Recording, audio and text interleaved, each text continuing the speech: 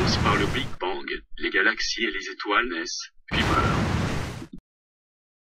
Puis c'est au tour des planètes, certaines sont détruites par des météorites, et d'autres sont secouées par des tempêtes, d'ampleur planétaire. Nous observerons aussi leurs lunes, et leurs particularités. Nous verrons des astéroïdes, puis nous nous éloignerons du système solaire, pour observer les comètes.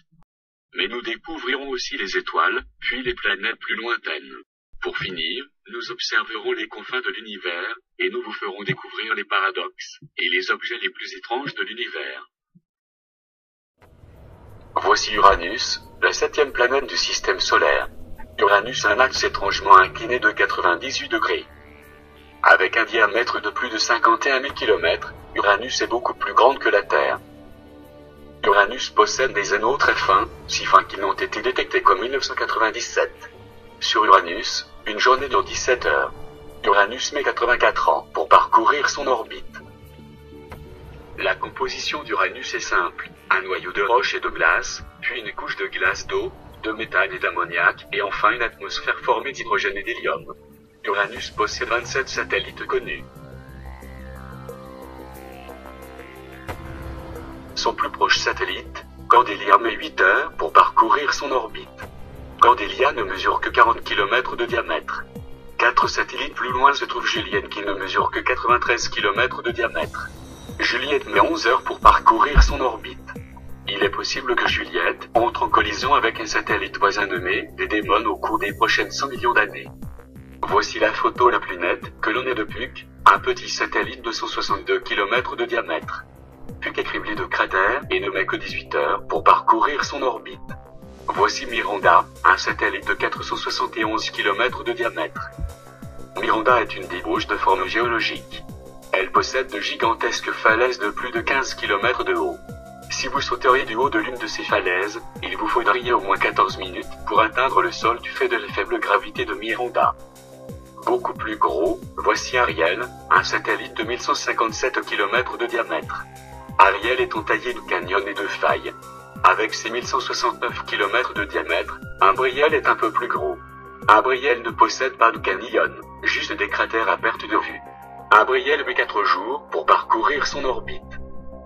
Voici Titania, un énorme satellite de 1577 km de diamètre. Titania possède un gigantesque canyon presque aussi grand que le Grand Rift en Afrique. Titania met 8 jours à parcourir son orbite. Voici Oberon, le dernier des grands satellites d'Uranus. Mettant 13 jours pour parcourir son orbite, elle mesure 1522 km de diamètre. Voici Ferdinand, le plus éloigné des satellites d'Uranus. Il est si éloigné qu'il met 7 ans pour parcourir son orbite.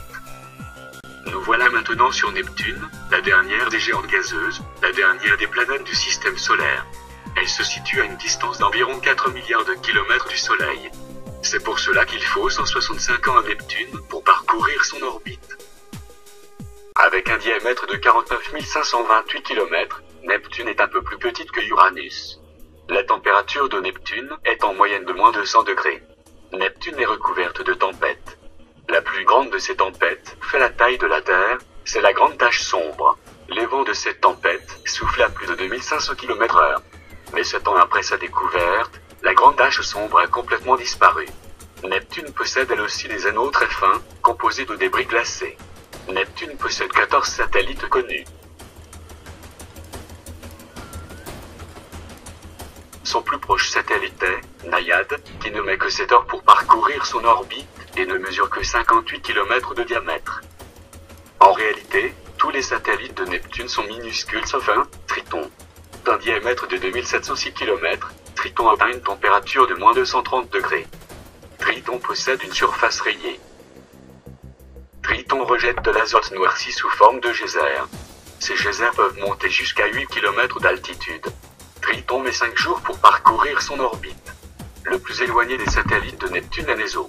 D'un diamètre de 60 km, Néso met 25 ans pour parcourir son orbite.